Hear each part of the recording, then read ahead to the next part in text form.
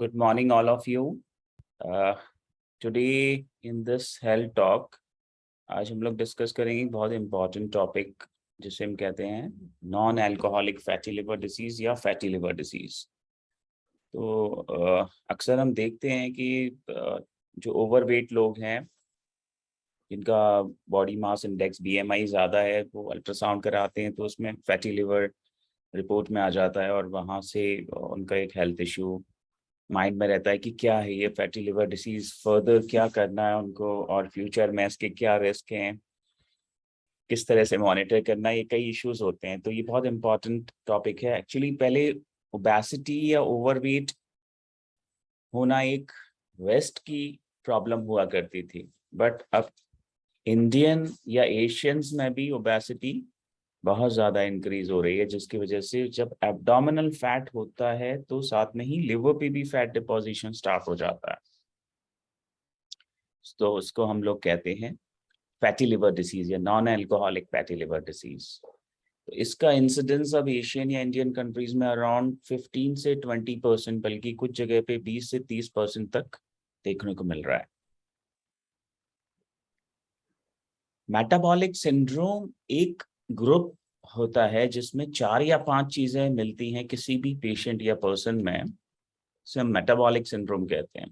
तो उसका इंपॉर्टेंट है ओवरवेट होना, obesity, blood pressure higher side होना और एब्डोमिनल सर्कम्फ्रेंस ज्यादा होना, मतलब पेट उसका फैट रहेगा, और साथ में कोलेस्ट्रॉल या ट्राइग्लिसराइड्स बढ़े हुए होना और उसी के संग फैटी लिवर होना। तो ये 4-5 चीजें एक ही पर्सन में जब मिलती हैं तो उसे हम मेटाबॉलिक सिंड्रोम कहते हैं। ये एक्चुअली पार्ट एक मेटाबॉलिज्म का ही है। तो इसको हम लोग कहते हैं मेटाबॉलिक डिसीज या non alcoholic fatty liver disease. Okay, तो अब एक बार अगर किसी पर्सन में मेटाबॉलिक सिंड्रोम या नॉन मेटाबॉलिक सिंड्रोम में जब अल्ट्रासाउंड में फैटी लिवर आता है तो उसका फॉलो अप में लेना बहुत ज़रूरी होता है। तो सबसे पहले उसके हम लिवर फंक्शंस टेस्ट कराते हैं और डायबिटीज, थायराइड, ये 2 चीज़ें रूल आउट करते हैं, बिकॉज ओवरवेट होने की बेसिक रीजन में डायबिटीज, थायराइड शामिल है। शुगर और थायराइड अगर रेज्ड हैं तो उनका अलग ट्रीटमेंट चलता है, बट अगर ये नॉर्मल है तो फिर बेसिकली जो सारा फैटी लिवर डिसीज का ट्रीटमेंट होता है वो एक तो उसकी स्टेज पता करना होता है। स्टेज को हम कैसे पता कर सकते हैं? लिवर फंक्शन टेस्ट के थ्रू, अल्ट्रासाउंड के थ्रू, और आजकल फाइब्रोस्कैन जो एक स्पेशलाइज्ड टाइप ऑफ अल्ट्रासाउंड है। फाइब्रोस्कैन में लिवर की इंटरनल कंपोजिशन हम लोग देख पाते हैं नॉन इन्वेजिवली। नॉन इन्वेजिवली मतलब इसमें कोई इसी तरह का कोई अंदर कोई चीज नहीं जाती, जस्ट लाइक अल्ट्रासाउंड होता है, और ये हमें वही इंफॉर्मेशन देता है जो पहले हम लिवर बायोप्सी से पता करते थे। तो ये बहुत बड़ा इनोवेशन है और इसके थ्रू हम पता कर सकते हैं कि लिवर में कितना डैमेज है, इंटरनल फाइब्रोसिस है कि नहीं, कौन सी स्टेज चल रही है लिवर डैमेज की। तो थ्रू फाइब्रोस्कैन और लिवर फंक्शंस की हम मॉनिटरिंग करते हैं। लिवर फंक्शन जब मैं बोलता हूँ तो इसमें बहुत सारी चीजें होती हैं, 7-8 चीजें होती हैं, बट मेनली हम लोग फोकस करते हैं वो होता है SGOT, SGPT, बिलिरुबिन और कुछ दूसरे मार्कर्स जो एडवांस स्टेज में ऑल्टर होते हैं। तो हमने एक अल्ट्रासाउंड एब्डोमेन किया, लिवर फंक्शंस किए, शुगर, थायराइड किया और लिपिड प्रोफाइल हम लोग करते हैं, कोलेस्ट्रॉल या ट्राइग्लिसराइड ब्लड में कितने उसके परसेंटेज हैं, उसके अकॉर्डिंगली हम ट्रीटमेंट का प्लान करते हैं। तो सबसे इम्पॉर्टेंट ट्रीटमेंट जो फैटी लिवर डिसीज का है वो है लाइफस्टाइल मॉडिफिकेशन। लाइफस्टाइल मॉडिफिकेशन का मतलब होता है बेसिकली कि अभी तक जैसी भी लाइफ हमने लीड की है उसका रिजल्ट आज हमारे सामने है। मतलब ओवरवेट हम हैं, एब्डोमिनल ओबेसिटी है, तो अब हमें उस लाइफस्टाइल को चेंज करना है। चेंज करना है तो एक्टिव लाइफस्टाइल में जाना है। तो physical activity 30 to 40 minutes of physical activity at least, अगर 2 बार नहीं तो 1 बार तो करनी ही है, हाई इंटेंसिटी वॉकिंग या फिजिकल एक्टिविटीज। और उसको एक डे टू डे का हमें पार्ट बनाना है फिजिकल एक्टिविटी को अपनी लाइफ का। साथ में हमें डाइट में भी वर्क करना है। अच्छा, जब डाइट पे मैं डिस्कस करता हूँ अक्सर अपनी क्लिनिकल प्रैक्टिस में, तो बेसिकली सबका इंटरेस्ट होता है कि कोई एक डाइट चार्ट उनको दे दी जाए और वो डाइट चार्ट फॉलो कर लेंगे और उससे वो कोई मिरेकल हो जाएगा। डाइटिशियन का बहुत इंपॉर्टेंट रोल है कई तरह की पेशेंट को असिस्ट करने में, बट अगर हम डाइट चार्ट के बेसिक्स को समझ लें तो फिर हमें वो हर जगह डाइट चार्ट ना तो कैरी करना पड़ेगा ना बनवाना पड़ेगा, और उतना इजी भी नहीं होता डाइट चार्ट को फॉलो करना। तो जो बेसिक्स हैं वेट रिडक्शन की या हेल्दी डाइट की, वो हम लोग डिस्कस करेंगे। सबसे इंपॉर्टेंट होता है इसमें टाइमिंग, नंबर 1 टाइमिंग। सेकंड, उसका नेचर ऑफ कंटेंट क्या है, उसका किस तरह का कार्बोहाइड्रेट ज्यादा है, फैट ज्यादा है। तो ये दो चीजों से हर डाइट चार्ट तैयार होता है, timing of the food and constituent या nature of the food. Timing of the food में सबसे इंपॉर्टेंट एस्पेक्ट ये है कि within 2 to 3 hour of waking, मतलब सुबह उठने के 2 या 3 घंटे के अंदर हमें ब्रेकफास्ट लेना बहुत जरूरी है। और ये अक्सर इंडियंस हम लोग ब्रेकफास्ट स्किप कर देते, खासकर जो फीमेल्स हैं, जो डोमेस्टिक फीमेल्स हैं, उनको बहुत सारी रिस्पॉन्सिबिलिटीज प्ले करनी होती है घर की, तो वो सुबह उठ के सारे काम में बिजी हो जाती हैं, पूजा समथिंग समथिंग कुछ भी नहीं लेते सुबह, और 12-1 बजे सीधे वो खाना खाते हैं। तो ये मेटाबॉलिज्म के लिए बहुत एक हार्मफुल टेंडेंसी होती है ब्रेकफास्ट स्किप करना। तो ये सीक्रेट है कि ब्रेकफास्ट हमें वजन कम करने में हेल्प करता है, तो हमें अपनी डाइट में ब्रेकफास्ट जरूर लेना है। बल्कि अगर मैं ये कहूँ कि पूरे 24 घंटे में एक ही टाइम ऐसा है जिसमें कि आप सारी अपनी इच्छाएं खाने की पूरी कर सकते हैं, वो है ब्रेकफास्ट। मॉर्निंग में ब्रेकफास्ट में आप कोई भी आपको इंग्रेडिएंट्स अलाउड हैं। यस। देन लंच के लिए जब हम मूव करते हैं तो हम लंच में थोड़ा सा एक मॉडरेसी फॉलो कर सकते हैं, बट धीरे धीरे जब हम इवनिंग में या लेट नाइट में जाते हैं डिनर की तरफ, तो वहां हमें अपने फूड की क्वांटिटी को भी कम करना चाहिए और उसको ज्यादा लाइट रखना चाहिए। तो ये टाइमिंग का हुआ कि हमें ब्रेकफास्ट में ज्यादा लेना है, लंच में बीच का लेना है, और डिनर, इवनिंग डिनर में थोड़ा मिनिमम की तरफ जाना है। सेकेंड इम्पॉर्टेंट एस्पेक्ट है कि कंस्टिट्यूएंट क्या हमें लेना है, क्या नहीं लेना है। तो 3 तरह की कंपोनेंट्स होते हैं हमारे डाइट के: carbohydrate, proteins and fats. Carbohydrate मतलब रोटी, चावल या चीनी, मैदा, इस तरह की चीजें। प्रोटीन्स हम सब लोग जानते हैं, दालें, sprouts, paneer, milk product, soybean. और फैट मतलब घी, तेल, रिफाइंड ऑयल। तो इन तीनों में से सबसे ज्यादा हमें प्रेफरेंस यूज प्रोटीन का करना चाहिए। प्रोटीन हमारी बॉडी बिल्डिंग में बहुत हेल्प करता है, तो हम प्रोटीन का यूज करेंगे। एंड सेकेंडली, जो वेजिटेबल एंड फ्रूट्स हैं, सीजनल वेजिटेबल एंड फ्रूट्स, उसका भी हमें एक लिबरल यूज करना चाहिए डाइट में। जब भी हम ज्यादा से ज्यादा सलाड्स, फ्रूट्स, इनको सीजनल फ्रूट्स इंपॉर्टेंट, जरूरी नहीं है कि हम बहुत एग्जॉटिक या प्रिजर्व्ड ऐसे एक्सपेंसिव फ्रूट्स लें, बट हमेशा ये इंपॉर्टेंट है कि जो उस टाइम पे नेचर ने हमें दिए हैं वो ही हमारे लिए सबसे बेस्ट हैं। तो हम as much as possible fruits and vegetable include करें अपनी डाइट में, प्रोटीन लें, कार्बोहाइड्रेट को मिनिमाइज करें, खासकर शुगर को। तो मेन हमें रिस्ट्रिक्शन रखना है ऑयली एंड शुगरी फूड का। ऑयल हमें कम लेना है, शुगर कम लेनी है, कार्बोहाइड्रेट्स को भी अंडर प्ले करना है, ज्यादा से ज्यादा यूज करना है प्रोटीन्स का, ज्यादा से ज्यादा यूज करना है वेजिटेबल एंड फ्रूट्स का।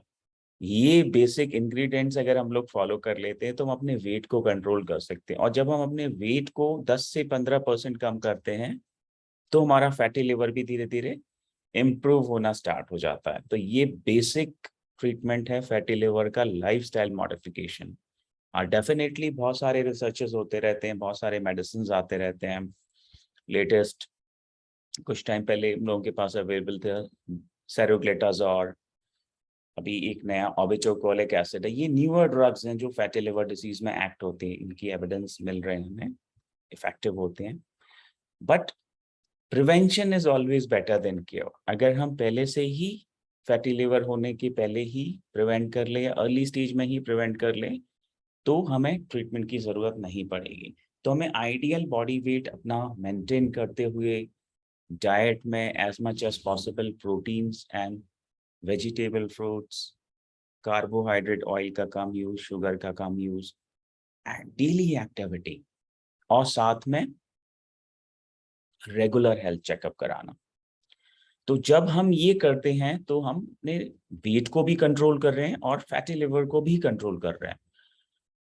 ये ज़रूरी भी है क्योंकि अगर हम इस पे ध्यान नहीं देंगे तो फैटी लिवर अगर बढ़ता चला गया तो ये फिर हमारे लिवर को क्रॉनिक वे में डैमेज कर सकता है। और अब हमने हेपेटाइटिस बी, हेपेटाइटिस सी, इन पे काफ़ी हमने हेपेटाइटिस बी के वैक्सीनेशन से कंट्रोल कर लिया है। हेपेटाइटिस सी का इंसिडेंस कम हुआ है, खासकर हम सेफ प्रैक्टिसेस कर रहे हैं। तो अब फैटी लिवर डिसीज एक बहुत इम्पॉर्टेंट, हम लोग डे टू डे प्रैक्टिस में देख रहे हैं, जो बहुत इम्पॉर्टेंट कारण है लिवर डैमेज का। तो हमें थोड़ा केयरफुल रहते हुए, अगर ये हमारे लिवर चेंजेस आ रहे हैं, फाइब्रोस्कैन में एडवांस्ड आ रहा है, एलएफटी चेंजेस आ रहे हैं, तो हमें और carefully strong rigorous protocol follow up में जाना चाहिए। इस तरीके से हम बीच में रेगुलर अपने हेल्थ चेक्स करा के वेट को मैनेज करके and according to the specialist advice हम फैटी लिवर डिसीज से प्रिवेंट होते हुए आगे बढ़ सकते हैं।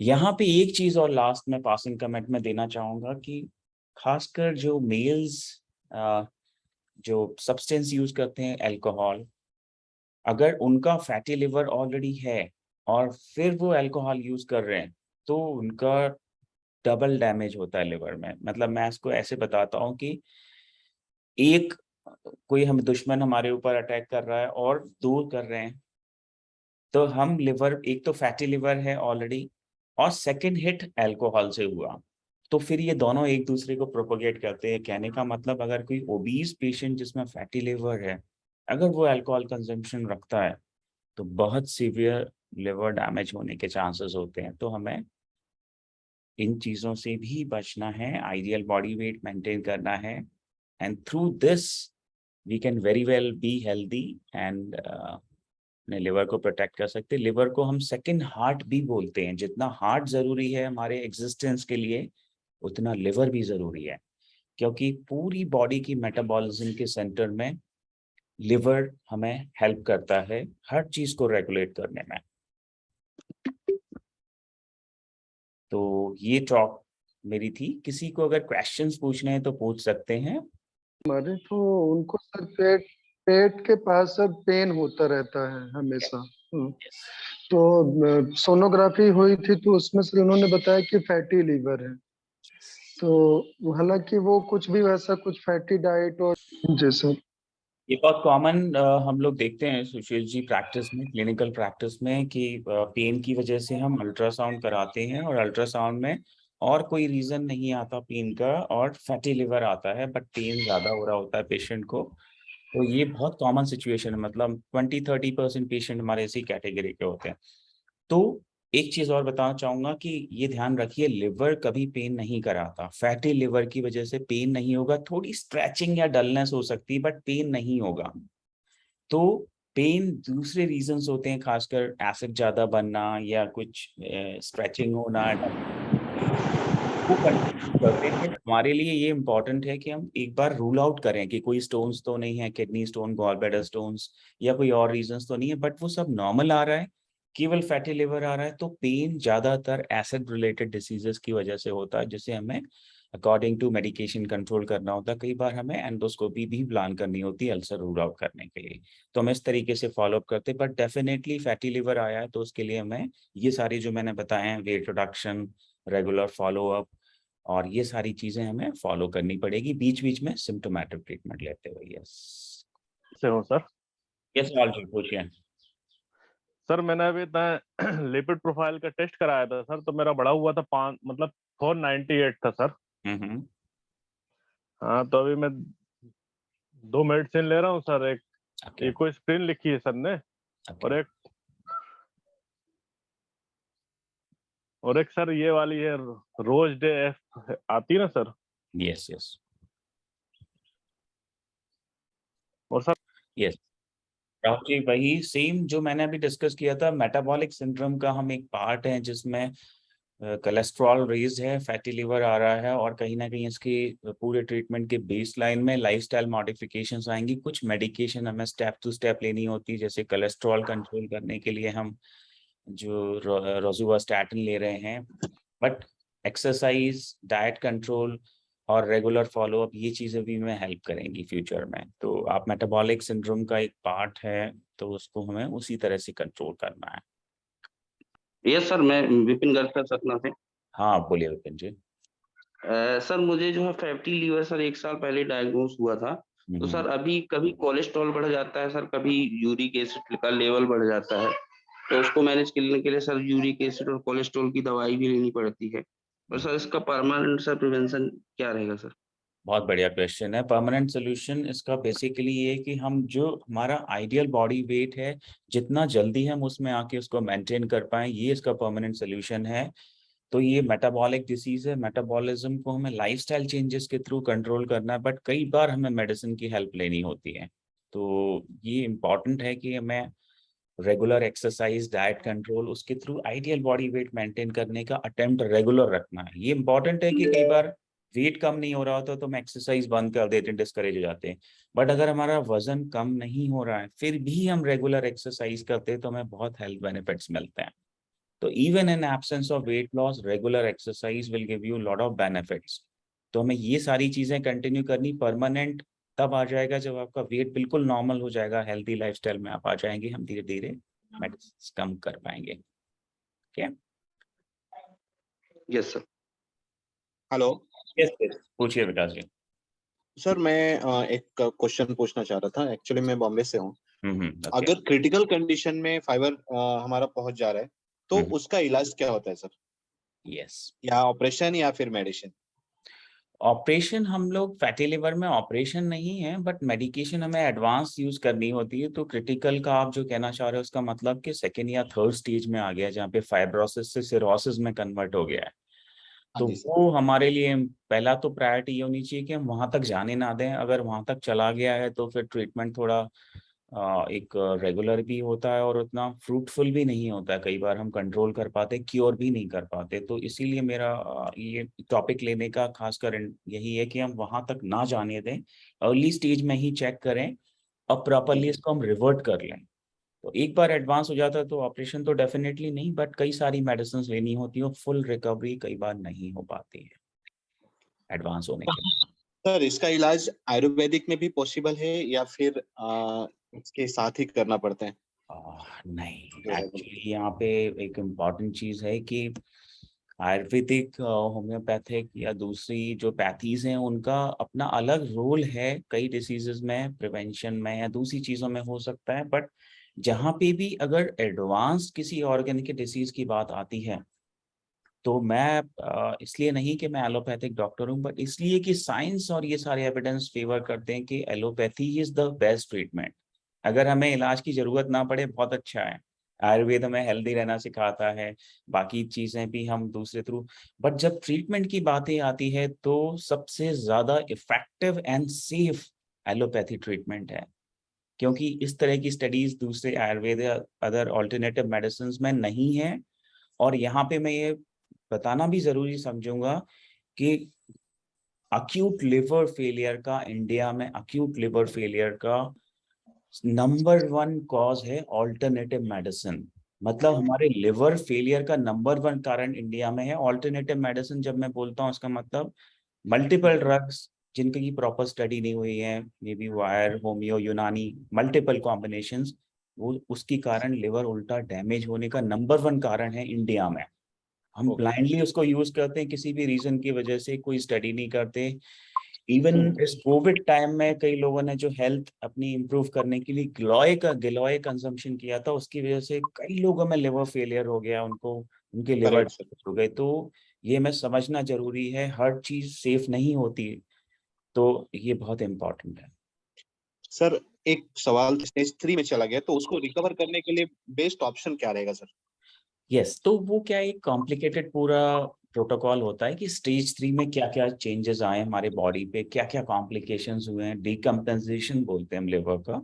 उस डीकम्पेंसेशन में क्या क्या चीजें आई हैं वो हमें हैंडल करनी होती है, और हम कुछ मेडिसिन दे सकते हैं जिससे हम थोड़ा लिवर को हेल्दी रखते हुए उसकी फाइब्रोसिस को कम कर सकते हैं। तो ये एक पूरा कंप्लीट प्रोटोकॉल है जो ट्रीटमेंट का हमें फॉलो करना होता है डिपेंडिंग अपॉन द पेशेंट और उसकी reports. Okay okay okay. Last question अगर किसी का है तो Hello, sir. यस।